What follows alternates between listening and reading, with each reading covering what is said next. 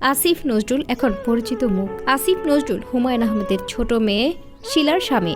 বাংলাদেশের বিশিষ্ট শিক্ষক ও লেখক ডক্টর আসিফ নজরুল তার পিএইচডি গল্পের বইয়ে তার এক ছাত্রীর সাথে ঘটে যাওয়া প্রেম ও বিবাহের গল্প পাঠকদের সাথে শেয়ার করেন। এই বইয়ে আসিফ নজরুল তার জীবনের নানান ঘটনা তুলে ধরেন। সেখানে কিভাবে হুমায়ুন আহমেদের মেয়ের সাথে তার প্রেম হয় এবং বিয়ে হয় সেসব বিষয় নিয়ে লেখা ছিল।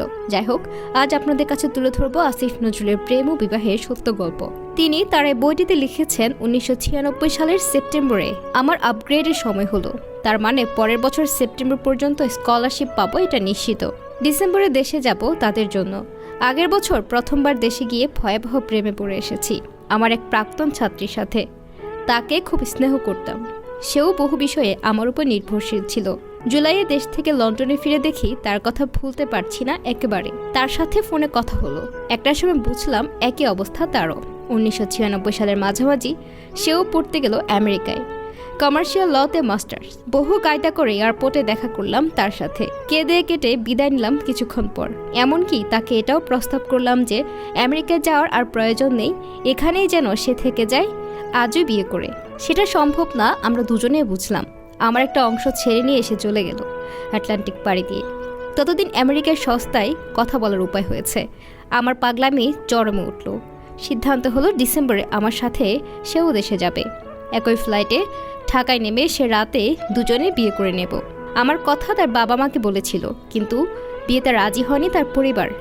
তারা অতি সম্ভ্রান্ত ও অতি শিক্ষিত পরিবার। আমাকে প্রথমে খোঁজ করেনি তারা, আমার সম্পর্কে তারা জানতে চেয়েছিল। আমি বিচিত্রে আমার অতি প্রিয় এক কলিগের কথা বললাম। তার কাছে থাকাকালীন আমার ছন্নছাড়া জীবনের ব্যাপারে তারা জানতে পারে। কিছু সত্যি এবং কিছু মিথ্যা ইনফরমেশন তারা পেয়েছিল আমার ব্যাপারে এসব শুনে তারা ঘাবড়ে যান। মেয়েকে পাঠিয়ে দিলেন আমেরিকায়, নিজেরাও চলে গেলেন মাসখানেক পরে। পালিয়ে যাওয়া ছাড়া তখন বিয়ে করা আর কোনো উপায় ছিল বলে আমার মনে হচ্ছিল না।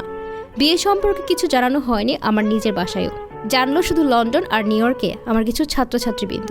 সত্যি সত্যি সে বই খাতা ময়লা ফেলানোর বিনে ফেলে নির্দিষ্ট দিনে আমার উদ্দেশ্যে রওনা দিল। পেনসিলভেনিয়া থেকে নিউ ইয়র্কে গেল একা। সেখান থেকে আমার এক ছাত্রীর সহযোগিতায় জেএফকেতে।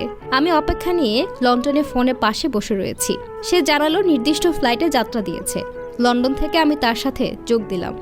যে পোশাকে কেঁদে কেটে তাকে বিদায় দিয়েছিলাম সে পোশাকটি পরে এসেছে সে আমার কাছে। আবারও কাঁদলাম, কিন্তু সেটা ছিল আনন্দের। 1996 সালের ডিসেম্বরে ঢাকা এয়ারপোর্ট থেকে আমরা গেলাম উত্তরের একটি বাসায়। সেখানে কাজী এলেন। আমার স্ত্রী বাবা মা নিউ জার্সিতে ছিলেন তখন। তারা মহান উদার মানুষ হওয়ায় আমাকে ক্ষমা করে দিলেন।